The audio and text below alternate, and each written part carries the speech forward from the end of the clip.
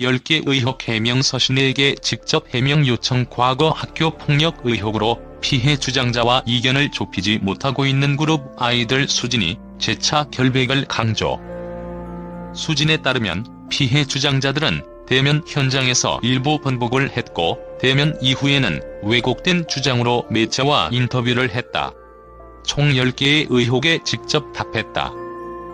특히 수진은 배우 서신혜를 괴롭혔다는 의혹에 대해선 저는 떳떳하기에 이 부분에 대해 서신혜 배우님께서 명확한 입장을 밝혀주길 바란다라고 요청했다.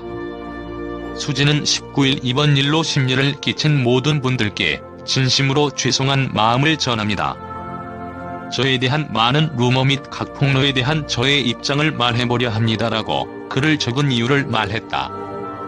이어 저는 감정에 호소하지 않고 이성적으로 명확한 사실만을 왜곡 없이 기재하고자 노력했습니다. 제 입장문이 늦어진 이유는 떳떳하지 못해서가 아닙니다.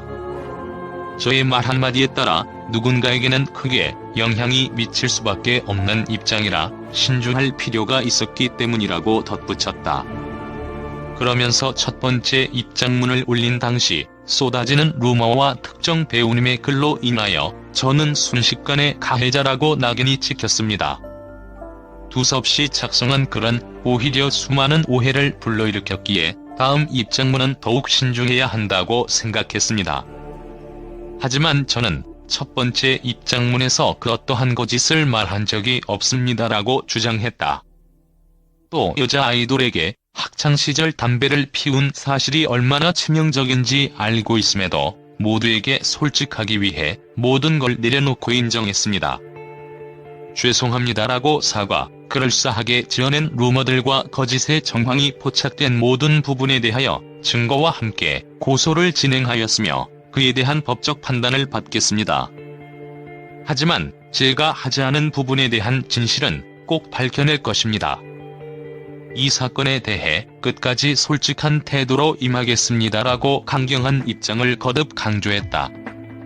다음은 수진이 밝힌 의혹 해명 1번부터 6번까지의 내용은 첫 폭로자인 스타그램 폭로자, 피해자라고 주장하는 자이 언니에 대한 저의 입장을 담고 있습니다. 1. 글 올린 사람이 누구인지 알 수 있었던 이유. 폭로글이 올라오기 한참 전부터 동창들에게 폭로자의 동생이 저의 사진을 구하고 다닌다는 연락을 받은 적이 있습니다. 학창시절 잠시나마 가까웠던 사이였기에 비의 언니 이름도 아직 기억하고 있으며 처음 위키트리 인스타그램 댓글로 제 이름 초성을 언급하였을 때 아이디를 보고 충분히 유추가 가능했습니다.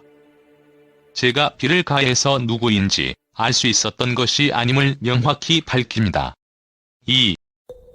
혈소판 감소증에 관한 이야기. 번복. 처음 폭로글이 올라왔을 때는 저에 대한 스트레스로 인해 혈소판 감소증이 생겨 아직도 입퇴원을 반복하는 것이 확실한 듯 주장하였습니다. 하지만 소속사 대리인과 비의 언니 대면의 자리에서는 해당 병은 저에게 학교 폭력을 당했다고 주장하던 시기에서 한참 후인 3학년 때부터인 것 같다고 이야기를 하였고 학교 폭력이 원인이 아닌 것 같기도 하다는 말을 하였습니다. 대면 이후 올린 폭로글에는 학교 폭력 때문은 아니지만 영향이 있는 것 같다며 확실하지는 않은 사실이라는 방향으로 입장을 번복하였습니다. 명확한 피해 사실이 아닌 것 같다는 여론이 생기자 혈소판에 대한 이야기는 아예 삭제되기까지 하였습니다. 3. 전화 다툼. 우선 비와 대면하였을 때 전화로 욕설을 내뱉은 점에 대해 몇 번이고 진심으로 사과하였습니다. 하지만 주스 관련 일에 대해서는 그 어떤 인정도 할 수 없습니다.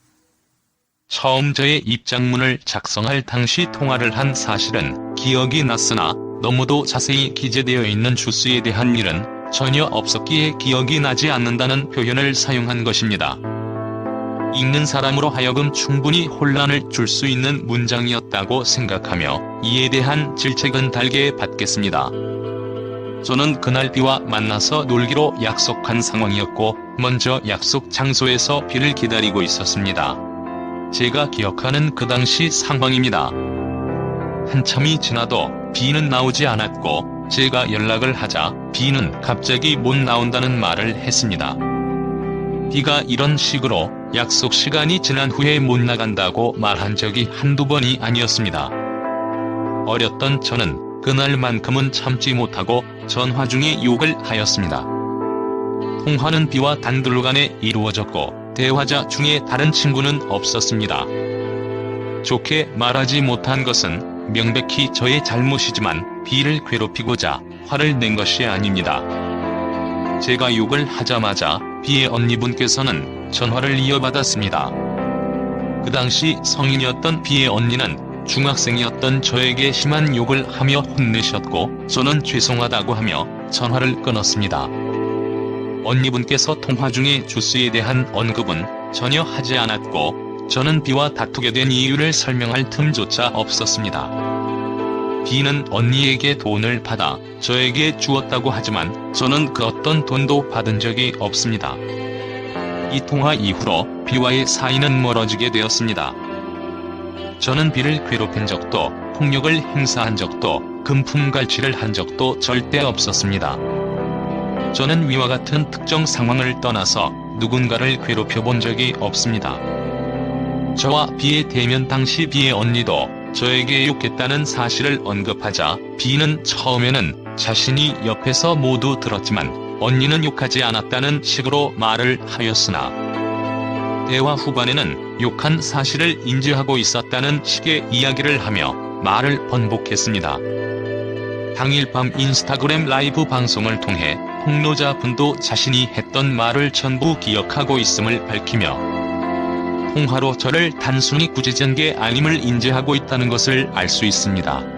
4. 체육시간 면박 관련하여 폭로자의 측은 체육 수업 중 B가 오 학생이 김오 학생의 이름을 남오로 부른 것을 보고 웃었다는 사실이 있었고 오 학생은 그 사실을 저에게 전달하였으며 제가 이 사건을 문제삼아 B를 사람이 많은 학교 화장실 앞 복도에서 면박을 줬다고 주장하고 있습니다. 저는 오 학생과 같은 학년 친구일 뿐이었고 5002B와 같은 일을 저에게 말한 사실이 없습니다. 5002에게 확인해보니 당시 학교 내 체육 선생님은 한 분밖에 안 계셨고 1학년 때는 오와 김오 둘은 같은 반이 아니라서 수업을 같이 들을 수 없었습니다. 수업 시간에 다른 반 친구 이름을 어떻게 불렀다는 건지 이해가 되지 않습니다. 많은 사람들 앞에서 생긴 일이라 주장하였기에 연락 가능한 동창들에게 확인해보니 본 사람이 아무도 없었습니다. 저와 두 학생 모두 그런 일은 전혀 존재하지도 존재할 수도 없던 상황임을 밝힙니다. 5. 증거로 언급한 DM 및 학폭위에 관하여 학교에서 학폭위가 열려 어머니가 학교로 불려 오셨던 일은 있습니다. 하지만 그 학폭위는 전혀 관련이 없던 제가 불려간 사건이었습니다. 저는 어머니께서 당시 회의실에서 울면서 나오시던 모습을 기억하고 있습니다. 저희 어머니는 뻔뻔한 언행을 한 적이 절대 없습니다. 이후 선생님께서 친구들 개인 상담을 통하여 뒤늦게 저의 잘못은 없다는 게 밝혀졌습니다. 제가 학폭위를 인정했다고요? 위에서 말씀드렸듯이 그 학폭위는 제가 학폭 관련하여 누명을 쓴 사실이 밝혀진 사건에 대한 학폭위였습니다. 제가 하지 않은 일들로 누명을 썼고 어머니가 학교에 불려오는 일이 발생했습니다. 그런데 이 내용으로 제가 학폭위가 열린 것을 인정한 것이라 볼 수 있을까요? 대면 당시 학폭위에 대해 폭로자 측과 이야기를 나누었습니다. 비공식 학폭위에 대한 당시 상황을 설명하자 돌아오는 대답은 없었으며 한참의 정적 후 어머니에 대해서는 모르겠다고 하였습니다. 자세히 알지 못하는 일에 대해 제 가족까지 들먹여 글을 올렸던 것이었습니다. B와 대면 12공식 학폭위를 통해 제가 당사자가 아니었음이 밝혀졌다는 사실을 분명하게 이야기를 했음에도 폭로자분은 앞뒤말은 모두 자른 채 제가 학폭위 열린 것을 인정하였다고 블로그 댓글로 게시하였습니다. 녹취록에 분명히 존재하는데도 기자분과의 인터뷰에서는 제가 대면 당시 그 어떤 인정도 하지 않았다고 와전시켰으며 며칠이 지나서 학폭위를 인정했다는 말을 유포하였습니다. 6. 당사자가 아닌 대리인으로 첫 대면을 한 이후 폭로 글이 올라온 이후 회사에서는 저와 폭로자의 동생이 대면하길 원한다는 DM을 폭로자 측으로 보냈습니다. 하지만 언니분께서는 동생이 불편해한다는 이유로 당사자 간 만남을 거절하셨습니다. 그래서 회사에서는 폭로자 측의 입장을 배려하여 대리인과의 만남을 추선하였습니다. 저 역시 B와 직접 이야기를 나누고 싶었으나 B가 불편해한다는 DM을 받았기 때문에 이를 배려하기 위하여 대리인과의 만남이 먼저 이루어진 것이지. B와 대면 당시에도 B도 제가 대면을 먼저 요청한 사실을 인지하고 있었습니다. 대면을 피하려고 한 것은 아닙니다. 7번부터 마지막 번호까지는 각각 다른 폭로자들의 이야기에 대한 입장을 담고 있습니다. 7. 졸업식 날 같이 춤을 추었던 친구. 그 친구와는 아마 3학년 때부터 졸업식 날까지 친하게 지냈던 것으로 기억합니다만 졸업 이후에 연락하고 지내진 않았습니다. 학교 안에서 같이 다니는 친구는 아니었으며 학교 끝나고는 같이 논 기억도 있고 그 친구의 집안 사정까지 알고 있을 만큼 가까운 사이였다고 생각했습니다. 저는 졸업식 하루 이틀 전에 밥 먹자는 핑계로 집으로 불러서 안무 외우라고 한 적 없습니다. 저랑 약 한 달 반 전부터 같이 저희 집에서 연습을 하였으며 저희 아버지는 그 친구가 누군지 연습 중 층간소음으로 아래층 연락이 온 상황까지 세세하게 기억하십니다. 음원은 몇 개월에 걸쳐 메일로 주고받았고 아직도 저의 메일함엔 음원을 주고받았던 증거가 존재합니다. 8. 서신의 배우의 인스타 글에 관하여 첫 입장문에서도 밝혔듯이 서신의 배우와는 학창시절 대화도 일절 해본 적이 없습니다. 저는 이 사건이 일어나기 전 배우님이 몇 반이었는지 조차도 알지 못했습니다. 책상에 담배를 넣거나 졸업식 편지를 훔친 일 모두 제가 한 것이 아닙니다. 저는 그런 소문조차 이번에 처음 알았을 정도로 동급생인 서신의 배우와 관련된 일을 전혀 알지 못합니다. 그렇기에 그 어떠한 괴롭힘도 뒤에서 욕을 한 적도 없습니다. 저에 관한 새로운 입장을 밝힐 때마다 서신의 배우님은 타이밍 맞춰 글을 올렸고 많은 사람들이 제가 배우님에게 폭력을 가했다고 오해하게 되었습니다. 소속사 측에서 배우님의 소속사로 연락을 드려도 돌아오는 대답은 없었습니다. 저는 떳떳하기에 이 부분에 대해 서신의 배우님께서 명확한 입장을 밝혀주시기를 강력히 요청드립니다. 패딩과 관련하여 이 또한 전혀 존재한 적이 없는 일이기에 무엇라 해명을 해야 할지 모르겠습니다. 9. 하지만 폭로자가 올린 글들이 믿기 어려운 상황이라는 것은 설명할 수 있습니다. 1학년 때 저에게 뺨을 때리고 패딩을 마카로 칠하는 괴롭힘을 당했다고 했는데 이는 사실이 아닙니다. 괴롭힘을 당했을 당시 그것을 목격하여 위로하고 도와준 친구가 있음을 언급했습니다. 언급된 친구에게 직접 확인한 결과 본인도 그런 기억이 전혀 없다는 입장을 밝힌 바 있습니다. 마카로 칠한 패딩의 인증을 요구하는 사람들이 생기자 패딩을 이미 중고로 팔았다고 하였습니다. 이는 당시 판매한 것이 아니라 최근이었으며 그렇다면 10년이 지난 패딩이 판매가 되었다는 것입니다. 대신 구매자에게 사진을 찍어달라 요구하며 다시 연락한 채팅을 보아 판매 당시 마카가 지워지지 않은 상황이라고 볼 수 있습니다. 하지만 구매자는 세탁으로 인해 지워졌을 것이고 답하였습니다. 그렇다면 10년이나 된 낙서가 세탁으로 쉽게 지워질 상황이었고 제가 칠했을 당시부터 지금까지 그대로 두었다는 것은 일반적인 상황으로 보기 어렵습니다. 중고 판매 글에는 하자 상품이라는 말은 그 어디에도 기재되어 있지 않았으며 1대1 채팅에서도 찾아볼 수 없었습니다. 하자가 있는 상품은 미리 기재하는 것이 기본이며 보통은 하자가 있는 부분을 찍어서 구매자에게 미리 알리게 됩니다.